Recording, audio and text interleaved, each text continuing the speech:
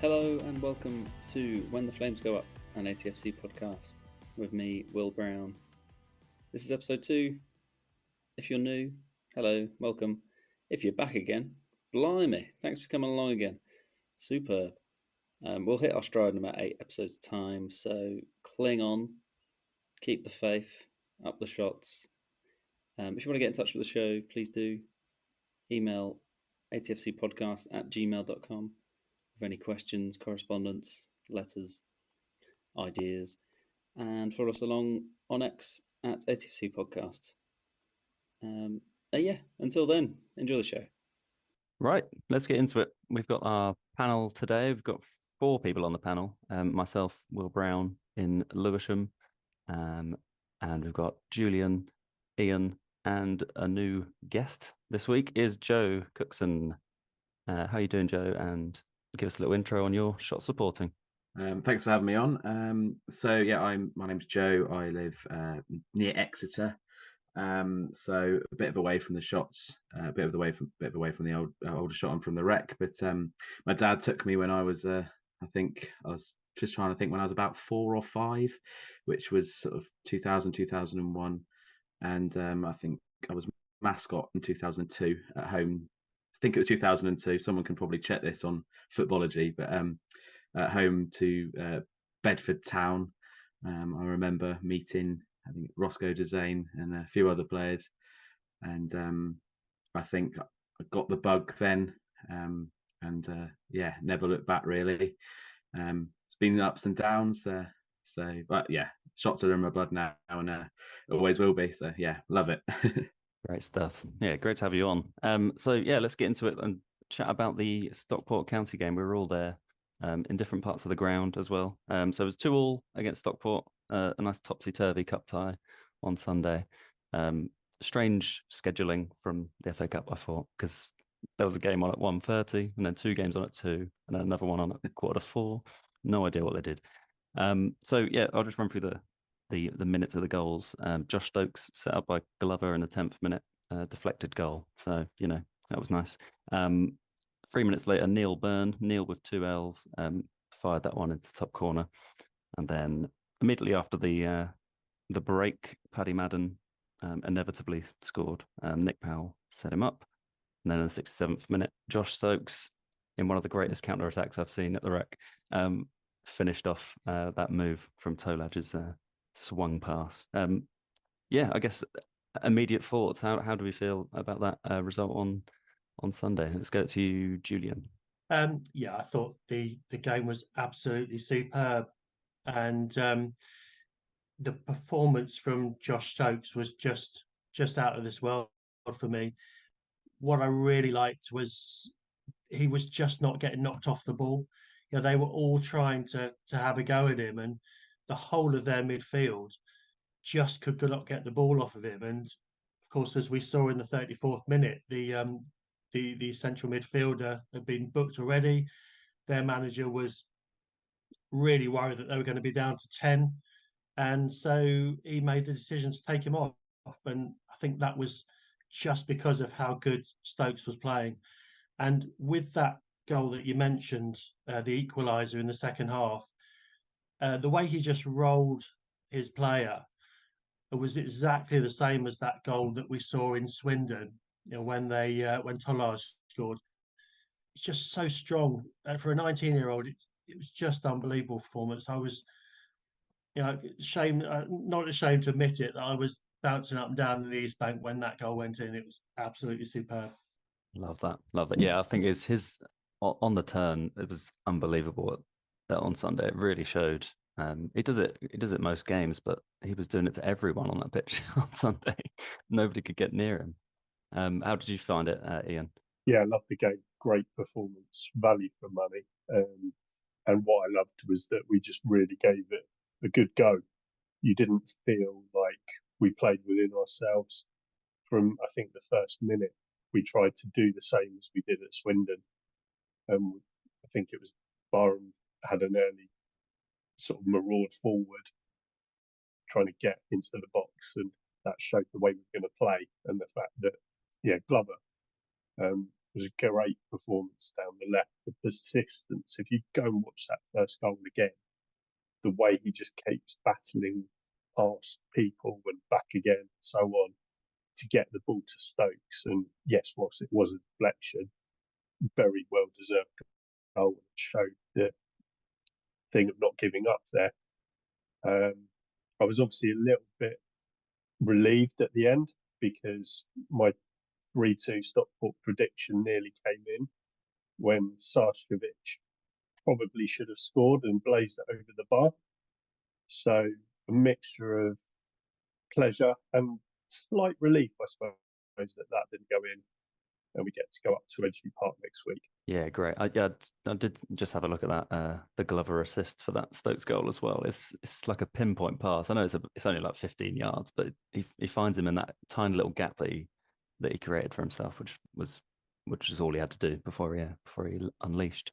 How did you find the game on Sunday, Joe? It was an excellent day out. I think, I mean, I'll echo what others are saying about Stokes. That was just such a mature performance from a 19-year-old. I sort of trying to watch him off the ball at times as balls were coming over the top, and he was just sort of giving a little nudge and a little push to the Stockport defenders who are, experienced pros. And, for a 19-year-old to sort of have that game knowledge and just, get into them, let them know he's there. And it was just, I sat with my dad's friend who I'm sure if he listens to this, won't mind me saying he's a pessimist when it comes to the shots. I've never seen him get that excited about a player in a shots shirt ever. He was just saying he's unplayable. And I think he was unplayable on Sunday. They just didn't know what to do with him. And I think it was a compliment to him that they had to kick him and push him to actually try and get him off the ball. I'll wax lyrical about Stokes for ages. Yeah, superb. Yeah, I think it's going to be interesting to see what happens in January. But we've got to enjoy every last second. That's why I was loving that we get a replay. To be honest, there's another 90 minutes where we get to see Josh Stokes in an old shot shirt.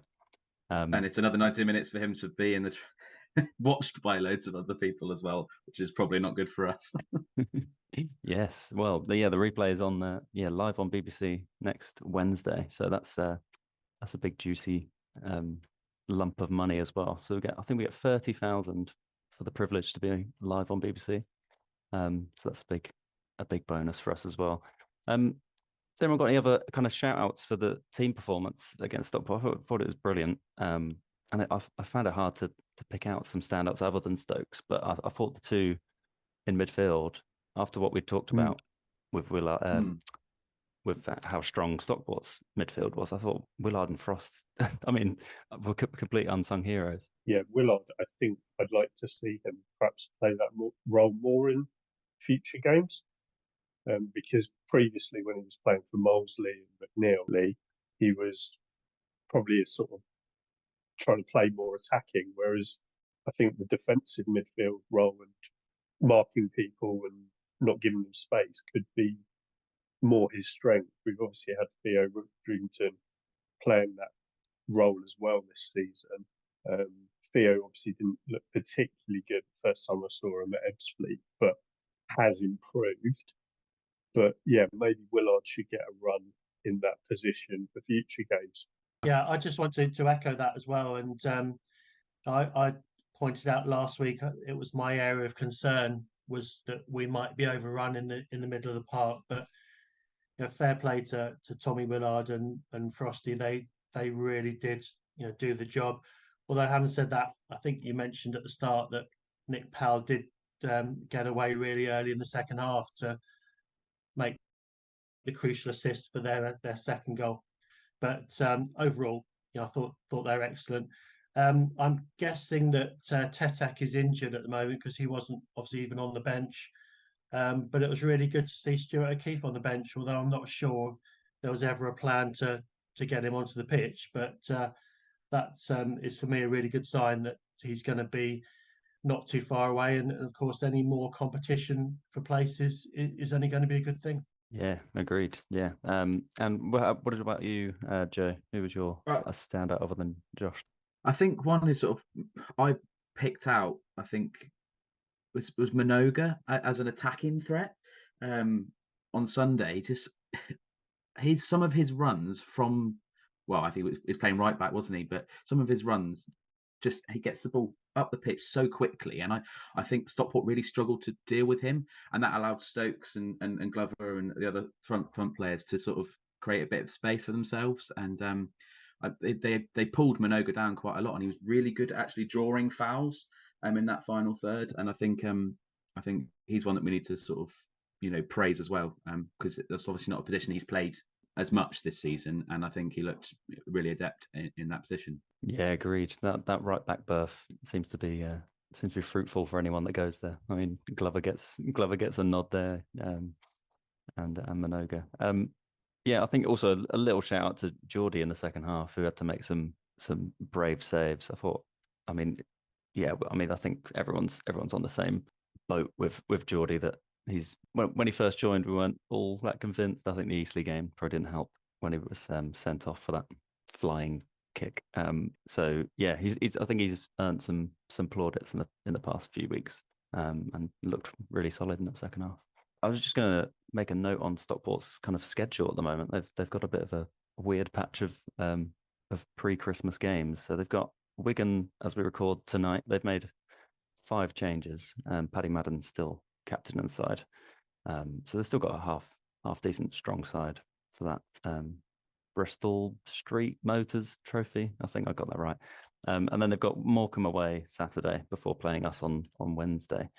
So I think that works out at 4 games in 11 days. What do we think about that? And do you think it'll play a part in the replay next week? Yeah, as we're recording this, just before we went on air, I had seen that Wigan were 2-0 up actually. So that was really promising. So if hopefully, fingers crossed, that Stockport don't get a result there, then that's 4 games without a win for them. Morecambe isn't an easy place to go on Saturday, and suddenly if you've got 5 games without a win and you're going into a FA Cup replay that's live on the TV that everyone's expecting you to win, yeah, there's pressure there for them. So I'm really confident actually of our chances next week. I really do think we've got a chance. They will be expected to win. Their supporters will be expecting a victory. Oh, it is, and as Tommy said, it's going to be like a free hit. I really think we've got a chance. We go up there and our away form is getting better and better as each month goes by. So, yeah, really confident that we can actually put on a show for the nation. Yeah, great. And yeah, Ian, what do you think of the replay chances? Yeah, had a look at just get a feel for what the bookies have priced it up just to progress Aldershot 3-1. So yeah, I'd go along with that if I was pricing it up. I think, to echo what Julian says, I think we'll put on a show. Whether that's good enough to win, I'm not sure. Whether we caught them by surprise, perhaps in the first game, and they'll be sort of thinking, right, what can we do to target Josh Stokes next week? Stuff like that. Yeah, open-minded, optimistic, but more in hope than expectation. I think is the thing that I'll be thinking. You're still thinking of 3-2 Stockport again? You got to be right second time round. Why not? Yeah. I've got to cover on that again. Yeah. And Joe, how do you rate our chances next Wednesday? I think we've got just as good a chance as we did on Sunday, and they know what we're about now, and I think they might actually potentially set up a bit more defensively against us, because I think they know now that our front three and our counter-attack is really dangerous. I think the only worry is our record on TV is not the best. Although apparently we've, I may have misread this on Twitter or something, but apparently we've never played live on the BBC. So, there's a clean slate there to get 100% record. Yeah, absolutely. I think I read that as well earlier. I've never been on terrestrial TV live, which always sounds good to get in a bit of terrestrial. And then a little word on the cup draw. I watched that before I went down to the rec in the Alex at the top of town.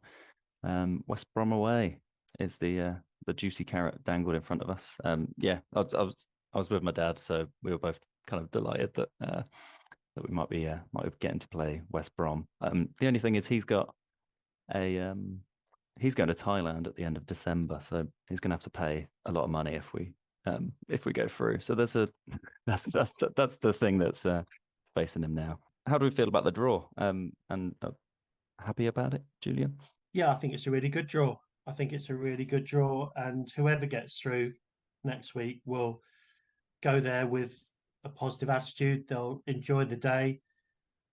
I think both teams will take a really healthy support, and I think the West Brom team again will be probably putting out a reserve team, thinking that they'll just have to turn up, and that's always a danger in my eyes. There's no easy games in the FA Cup.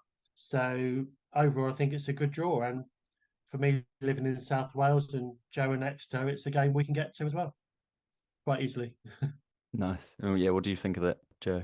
Yeah, I was going to say the same. It's just off the M5, I think, the Hawthorns. Someone was telling me it's one of the windiest grounds in the country or something like that. Is that true? I'm not sure, but yeah, I think we haven't always had the best draws, and this isn't a current Premiership team, but it's a big ground, and they all, I think, even for the smaller games, they get big attendances. So should we get there, try not to get too excited. It'd be a really good day out.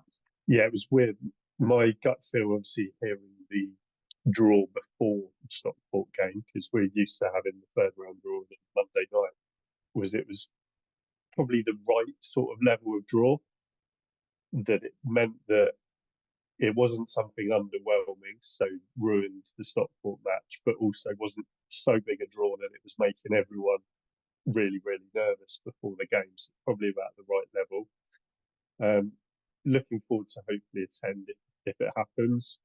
Brother lives not too far from there, so we'll make a family occasion. But I've got one minor problem, that way back in November 2022, when we were not long since been dumped out of the fourth qualifying round as usual by a lower opposition, we booked some Peter Kay tickets for the Saturday of third round, thinking, oh, we'll never make it. So I'll be hoping for a Sunday or a Monday night even, if it happens. I feel like your chances are pretty good. I think, looking at the ties in there, I think it might get moved for TV if that's us. I feel like twice in a row would be something. The small matter of Eastleigh away in the FA Trophy, it seems a bit boring to talk about, to be honest, because it's one of the most uninspiring draws we've had. How do we feel about the Eastleigh FA Trophy game, and is anyone going? Is anyone going to be there? Who knows? I'm not going to be able to make that one, unfortunately. I think it could go. It could be any result at the weekend. You're always going to have that issue where perhaps the minds are slightly looking towards the following game. I'm not sure whether Tommy will change the team or not. There may be a possibility he might add in one or two. Eastleigh are really, really experienced.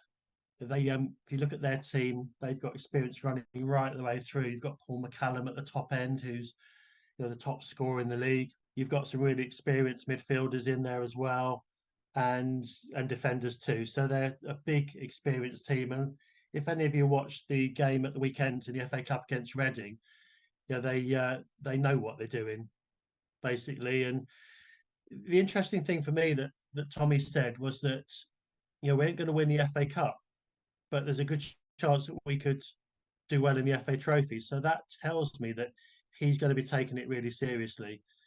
And for that, I'm glad that he said that, because I think that if we can have a good run in the trophy as well, then again, it's got to be good for the team, for the finances, and for the town in general.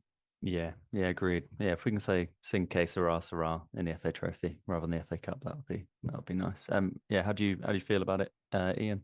Yeah, we don't have a brilliant record against Eastleigh, but looking at their position in the league, they're just outside the playoffs, and I guess for them, that's probably more their priority. They're having their own cup run, dumping out Reading at the weekend.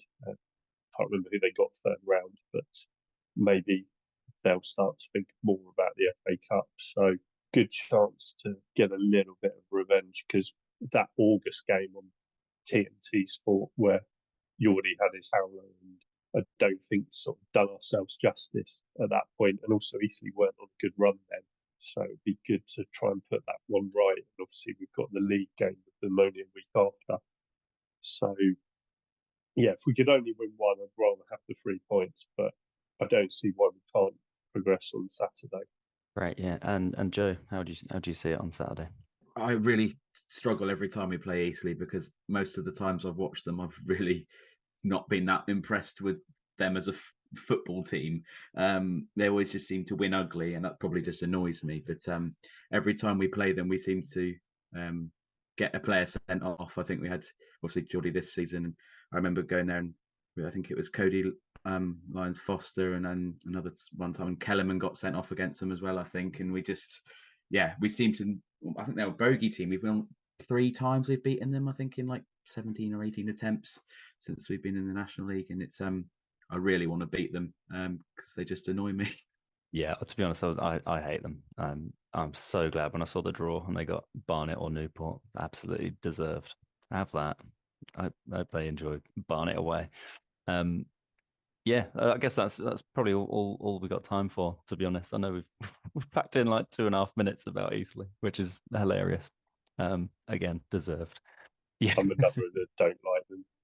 Anyone I've met that supports or goes to watch them is actually a Southampton fan, and I think it's one of those where they want to have a rivalry called shot, and we're not really interested, but because they're just so irritating, I really, really hope we win, just to keep them quiet. Yeah, a double over Eastleigh and a double over Woking will be just what we need, to be honest. I mean, we will need those points because I don't think we're going to get anything from Chesterfield, but in between times.